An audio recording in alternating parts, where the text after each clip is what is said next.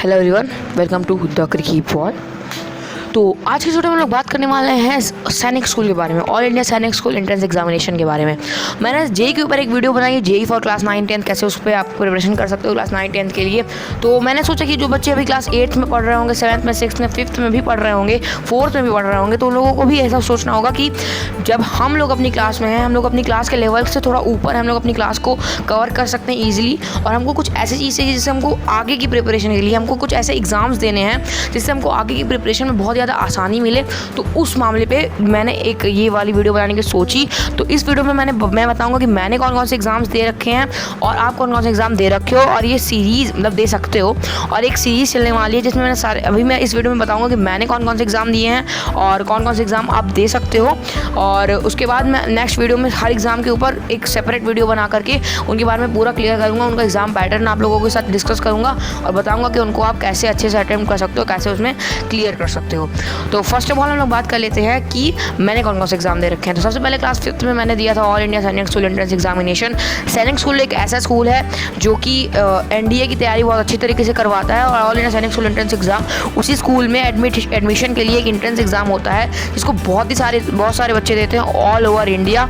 और आपकी जो रैंक होती है वो ऑल ओवर इंडिया में से कुछ 60 to 70% मतलब सिर्फ एक पर्टिकुलर सैनिक स्कूल के लिए 28 या 29 सैनिक स्कूल है, मुझे एग्जैक्ट नंबर याद नहीं, लेकिन इसमें से कोई एक पर्टिकुलर सैनिक स्कूल के लिए एक पर्टिकुलर 60 to 70 पीपल का चयन होता है, और वो उसके लिए आपको कम से कम नॉट लेस दैन 400 से टू 500 पीपल के साथ compete करना ही पड़ेगा, और उसमें से एक बच्चे का सिलेक्शन होता है। तो वो एंट्रेंस एग्जामिनेशन मैंने दिया हुआ था क्लास 5th में। मैंने दिया था उस एंट्रेंस एग्जामिनेशन को, मैंने रीवा सैनिक स्कूल रीवा जो मध्य प्रदेश में है उसके लिए मैंने फॉर्म डाला था, और उसमें उस बार का सिर्फ सारे सैनिक स्कूल का रिजल्ट आ गया था, लेकिन सिर्फ रीवा और एक दो और सैनिक स्कूल का रिजल्ट नहीं आया था। तो उनके रिजल्ट के लिए एग्ज़ाम को रिकंडक्ट करवाना पड़ा था, और रिकंडक्शन में मेरा नहीं हुआ था सिलेक्शन।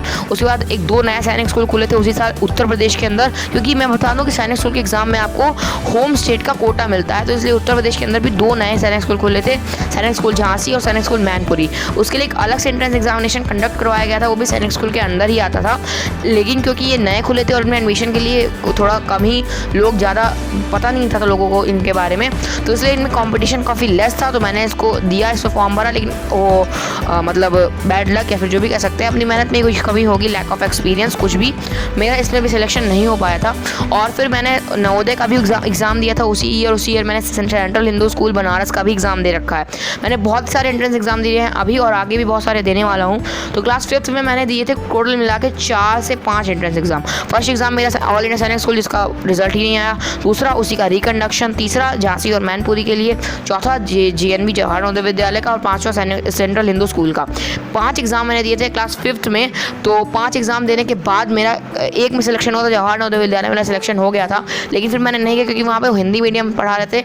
आपके एरिया का मुझे पता नहीं, लेकिन मेरे एरिया में हिंदी मीडियम चलता है टिल 8th क्लास, 9th से आपको इंग्लिश मीडियम कर देते हैं, और मुझे थोड़ा एक्स्ट्रा प्रिपरेशन करनी थी, इसलिए मैं नहीं जा पाया। मैं नहीं गया मतलब जानबूझ के नहीं गया, जा नहीं पाया क्या, तो नहीं गया नवोदय के अंदर मैं। और उसके बाद मेरा क्लास 5th इसी तरह निकल गया। फिर जब मैं पहुंचा क्लास 6th में, तो मुझे पता चला कि एक और सैनिक स्कूल एग्जिस्ट करता है जो एडमिशन लेता है क्लास 7th में, मतलब क्लास 6th में आपका एंट्रेंस होगा, क्लास 7th के लिए आपको एडमिशन मिलेगा। वो है कैप्टन मनोज कुमार पांडे सैनिक स्कूल, जो कि लखनऊ में सिचुएटेड है। उसका एंट्रेंस एग्जाम क्लास 6th के अंदर होता है। उसके ऊपर मैं भी एक सेपरेट वीडियो बनाने वाला हूँ। मैं हर एक एंट्रेंस के ऊपर एक सेपरेट वीडियो बनाने वाला हूँ, आपको सब कुछ समझाऊंगा, पैटर्न, एग्जाम मतलब कहाँ होता है, सेंटर, सब कुछ आपको बताऊँगा।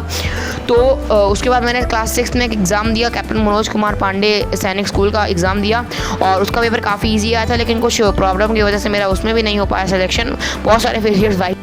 तो ਹੱਸਦੇ ਚਿਹਰਿਆਂ ਦਾ ਮਤਲਬ ਇਹ ਨਹੀਂ ਹੁੰਦਾ ਕਿ ਉਹਨਾਂ ਨੂੰ ਕਦੇ ਕੋਈ ਤਕਲੀਫ ਨਹੀਂ ਹੁੰਦੀ, ਉਹਦਾ ਮਤਲਬ ਇਹ ਹੁੰਦਾ ਕਿ ਇਹਨਾਂ ਨੂੰ ਤਕਲੀਫਾਂ ਨਾਲ ਡੀਲ करना होता है। बिल्कुल सही झेले। और क्लास 6th में मैंने एक ही एंट्रेंस एग्जाम दिया था, जो कि था कैप्टन मनोज कुमार पांडे से लखनऊ वाले सैनिक स्कूल का।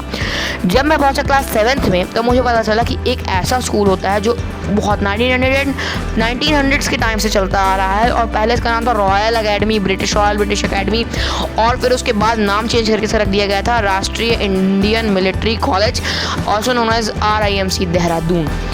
Best Indian college, best Indian army college, Sainik school, इनके सामने कुछ नहीं है। Only one in India, all India entrance exam इसका होता है और इसका एंट्रेंस एग्ज़ाम काफ़ी ज़्यादा टफ होता है, मतलब हद से ज़्यादा टफ होता है। आपको पूरा एंट्रेंस एग्ज़ाम इनका रिटर्न में देना पड़ता है, बाकी सारे एंट्रेंस में आपको OMR शीट मिलती थी, लेकिन इस एंट्रेंस एग्जामिनेशन को आपको पूरा रिटर्न देना पड़ता है। आपको इस एंट्रेंस की प्रिपरेशन इतनी हाई लेवल की करनी पड़ती है।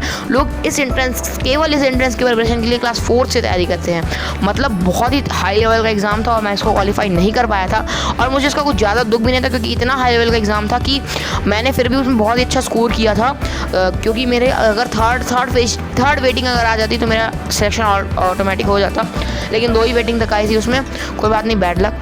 लेकिन वो एंट्रेंस एग्ज़ाम देके मुझे काफ़ी एक्सपीरियंस मिला कि रिटर्न एग्जामिनेशन में भी बहुत ही ज़्यादा दिक्कत होती है। जैसे JEE एडवांस शायद रिटर्न है, मेरे को एग्जैक्ट नॉलेज नहीं, लेकिन शायद JEE एडवांस रिटर्न है। तो रिटर्न एग्जामिनेशन देने के लिए एक आपके पास एक्सपीरियंस होना चाहिए और वो एक्सपीरियंस मुझे मिला था RIMC, राष्ट्रीय इंडियन मिलिट्री कॉलेज का एंट्रेंस एग्जामिनेशन देने के बाद।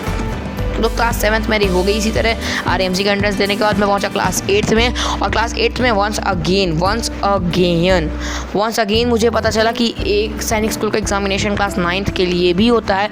तो मैंने कहा जब क्लास 6th में नहीं हुआ तो क्लास 9th में एक और प्रिपरेशन करने में क्या जाता है, क्या पता इस बार हो जाए तो सैनिक स्कूल के अंदर एडमिशन ही मिल जाएगा और लाइफ सेट। तो मैंने एंट्रेंस एग्जामिनेशन की तैयारी की, इस बार बहुत ज़्यादा डेडिकेशन के साथ तैयारी की और कोई भी डिस्ट्रैक्शंस को अपने पास आने नहीं दिया। और मैंने कहा भाई इस बार तो करना है, चाहे कुछ भी हो जाए इस बार करना है। तो मैंने किया और मेरा सैनिक स्कूल में एंट्रेंस निकल आया, लेकिन कुछ इश्यूज़ की वजह से मैं नहीं गया। लेकिन फिर भी मेरे को खुशी है क्योंकि मेरा लिस्ट में नाम आ गया था और ओनली 26 और 27 लोगों का नाम आया था उस साल क्लास 9th की लिस्ट में, इस साल मतलब। तो उसमें मेरा नाम था अथर्व शुक्ला, आप देख भी सकते हो। तो उसके बाद मैं बहुत ज़्यादा खुश था और मुझे बहुत सही लगा कि भाई साहब अच्छा है, आ गया हमारा नाम।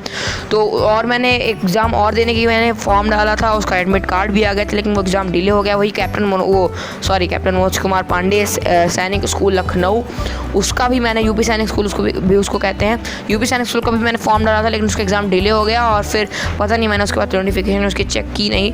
तो क्लास 8 में मैंने यही 2 एग्ज़ाम दिए। मुझे CHS भी देना था, लेकिन CHS में नहीं दिया क्योंकि मुझे पता था कि CHS उतना सही स्कूल नहीं है अगर आप देखें तो, क्योंकि मुझे IIT का पर्सपेक्टिव लेना था, JEE का, और हॉस्टल में रह के एक्स्ट्रा प्रिपरेशन करना थोड़ा मुश्किल हो जाता है। तो इसलिए मैं कहीं भी जाने का डिसीजन नहीं लिया।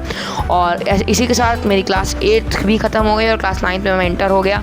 और मैंने इतने सारे एंट्रेंस एग्ज़ाम आप गिन ही सकते हो, मतलब मैंने करीब 8-9 एंट्रेंस एग्जामिनेशंस में अभी तक दे चुका हूँ। क्लास 11th के लिए भी सैनिक स्कूल, कैप्टन मनोज कुमार पांडे सैनिक स्कूल और उसका CHS का एग्ज़ाम होता है, तो 3 एग्ज़ाम भी मैं देने वाला हूँ। तो 3 एग्ज़ाम और मैं देने वाला हूँ, मतलब 10 to 11 एग्ज़ाम्स देने के बाद मैं JEE देने वाला हूँ। तो सोचिए आपको कितना एक्सपीरियंस मिल जाएगा मुझे एंट्रेंस एग्जामिनेशन देने का। तो इससे मैं ये बात सिद्ध होती है कि एंट्रेंस एग्जामिनेशन देने से आपको बहुत अच्छा एक्सपीरियंस मिलता है। और आप JEE मेंस कुछ भी एग्ज़ाम की आप तैयारी कर रहे हो, JEE नीट एक्सेट्रा UPSC कुछ भी एग्ज़ाम की अगर आप तैयारी करने वाले हो और अगर आप इस लेवल से एग्ज़ाम देना शुरू कर दोगे तो आपको काफ़ी ज़्यादा मदद मिलने वाली है आपकी प्रिपरेशन में और आपकी एग्ज़ाम की प्रिपरेशन बहुत ज़्यादा सही होने वाली है। तो ये था मेरा आज के वीडियो। इस वीडियो में मैंने बताया कि मैं कौन से एंट्रेंस एग्ज़ाम दे चुका हूँ और कौन से एंट्रेंस एग्ज़ाम मैंने क्वालिफाई है, फेल ज़्यादा किए हैं, लेकिन कोई बात नहीं, failure is the key to success.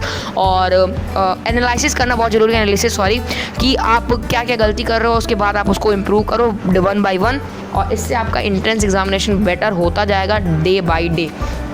तो ये था मेरा आज की वीडियो। अगर आपको ये वीडियो पसंद है वीडियो को लाइक कर दीजिएगा, चैनल को सब्सक्राइब कर दीजिएगा, और ऐसे बहुत सारे स्टडी रिलेटेड, क्रिकेट रिलेटेड, सब कुछ रिलेटेड वीडियोस आने वाला है। मैं चैनल पे अपने सब कुछ डालने वाला हूँ, कोई टेंशन वाली बात नहीं है, अपना चैनल है, सब मिलेगा आपको। तो सारे वीडियोज़ के लिए stay tuned to my channel the Cricky boy.